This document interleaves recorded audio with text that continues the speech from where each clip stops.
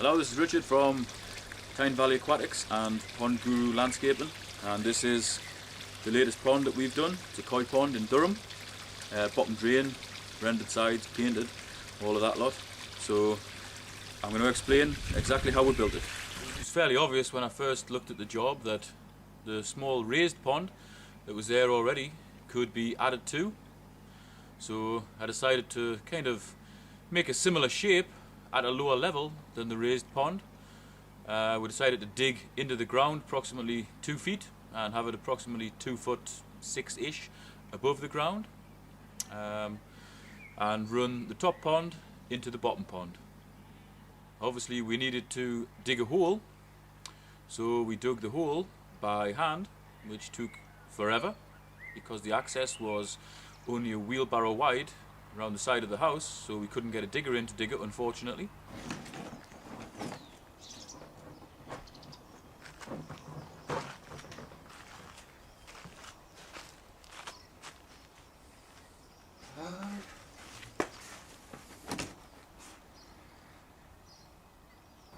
The next step was to put a foundation in, so we mixed some concrete and put a foundation in. It was sloping down to the point where we wanted the bottom drain.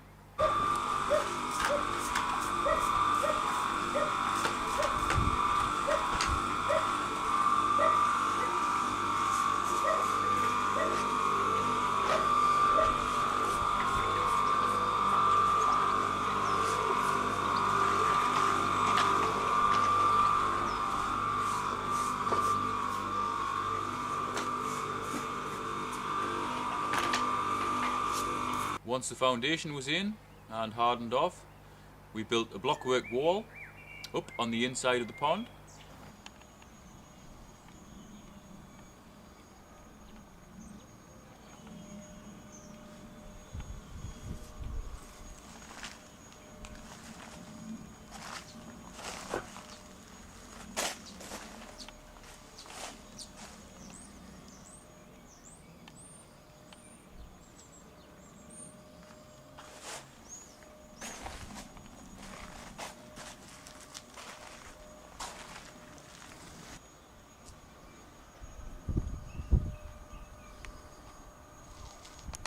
Once the blockwork wall was up on the inside of the pond, we then added an outer skin of brick to match the existing brick in the upper pond.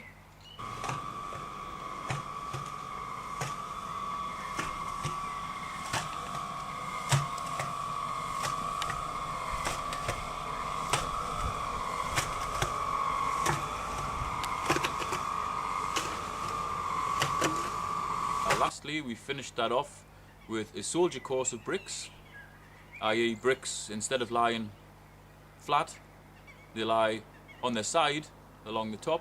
That straddled the blocks and also the bricks to tie the two sides together. Obviously we also used wall ties to tie the two together as well.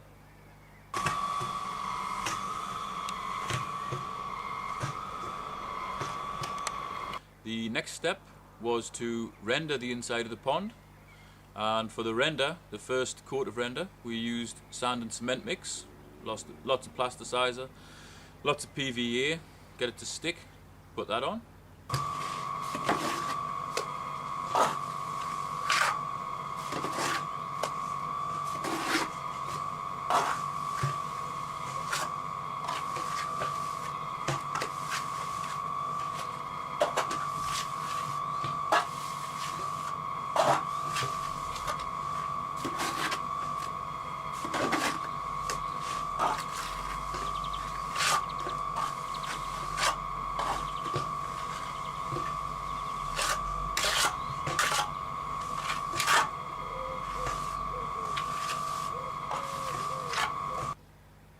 The second coat of render was render sand with, again, plasticizer and PVA glue.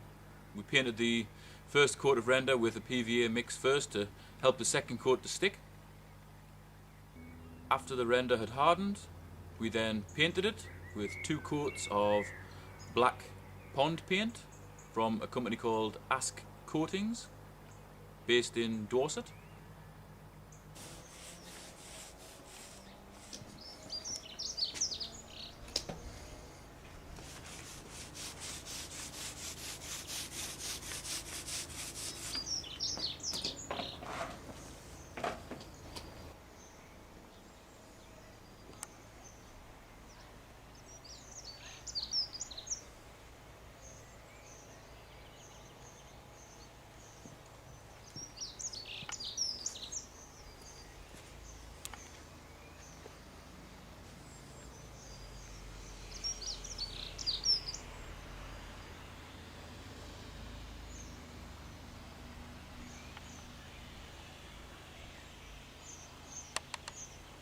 Once we had the pond painted, that was the actual pond part more or less finished, and we could get on with connecting the pipework to the filter.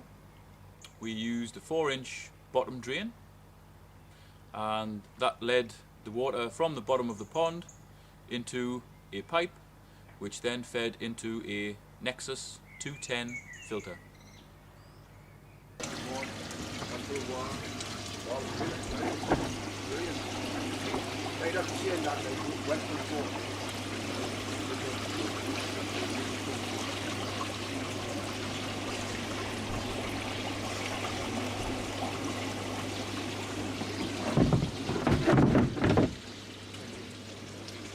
We installed a slide valve in the 4-inch pipe before the Nexus filter, so that if anything should happen to the filter, say, I don't know, someone came in with a sword and stabbed the filter and popped it or something, it could be isolated. Could be the flow coming out of the pond could be shut off completely, and the filter could be taken out and repaired and then replaced. Likewise, where the outlet of the filter drops down before the pump, we put an isolation slide valve in there as well, in the 2-inch pipe, so that any problems with the pump or whatever, shut the valve off, fix the pump, open the valve, set the pump away again. The pump we used was a dry mounted Aquamax 8000 from Owaza. 5-year guarantee. Very, very quiet. You can't even hear the pump running. Excellent pump. From the pump, the water feeds out through an 1.5-inch reinforced flexible pipe into an Evo 55 UV filter, which is an ultraviolet filter which kills algae, also kills parasites and so on and such forth, which obviously makes the water healthier for the fish and hopefully clear so you can see the fish.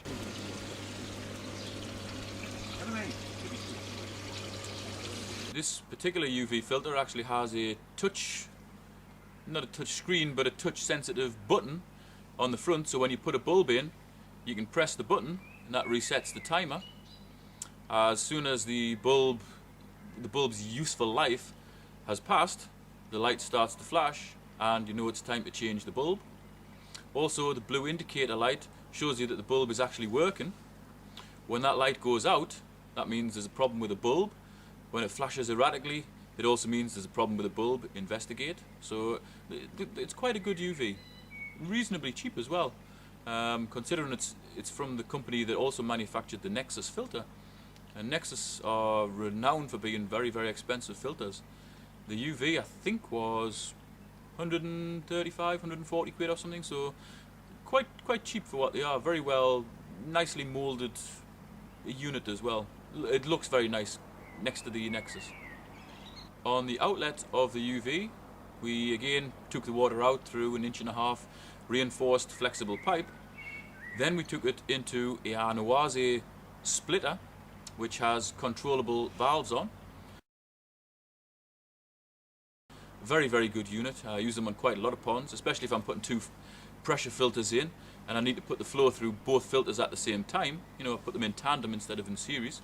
And I used it in this instance to switch the water between the top pond, where it would normally go for 90% of the time, switch it between the top pond and the bottom pond. In the summer, or any time really apart from the winter, the water would be going out the bottom drain, through the pipe, through the filter, into the pump, pumped out through the UV and up to the top pond, through the top pond where the plants are, drop over the spill into the big pond, and then repeat that cycle. I.e. it would go through the whole system.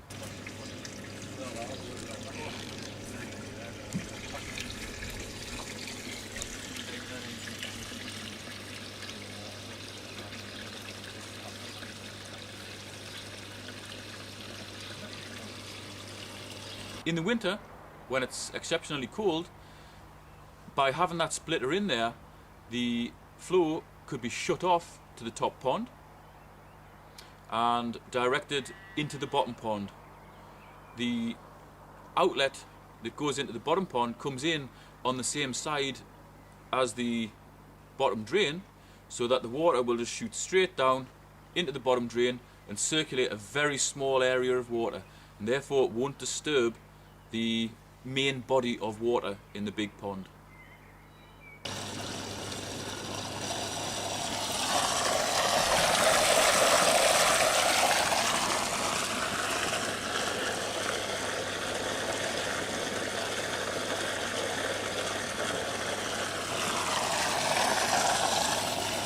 The top pond, which used to have a liner in, it was pretty rough, it wasn't very good. We pulled the liner out and chucked it away. We dug out quite a formal shape, and we concreted the bottom in a similar way to we concreted the bottom pond. We then rendered the sides again with 2 coats, same as we did with the bottom pond, and then we painted it. I fashioned a shape made out of lead, so that was all shaped and hammered into position. Tried it in dry first just to check that everything fitted, whipped it out, and then we used a sealant all the way around the insides of the shape that I'd cut out in the top pond, and once the sealant had gone in, pushed the lead shape in and gently tapped it in and held it in place with big rocks and bricks, just to keep it pressed out against the walls until the sealant had gone off.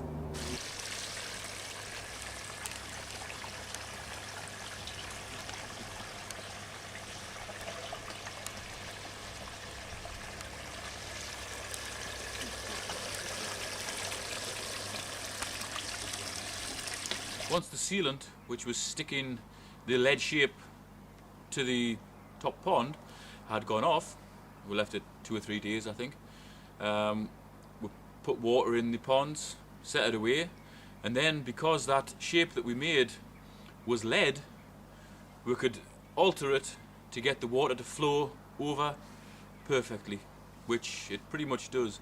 There's a nice heavy flow coming over there which pulls a lot of oxygen in, and the fish that are in there seem to love it. To prevent any splashback, and also to give a little bit more decoration, we cut a channel in underneath where we intended the waterfall to tip over, so we cut a channel in there.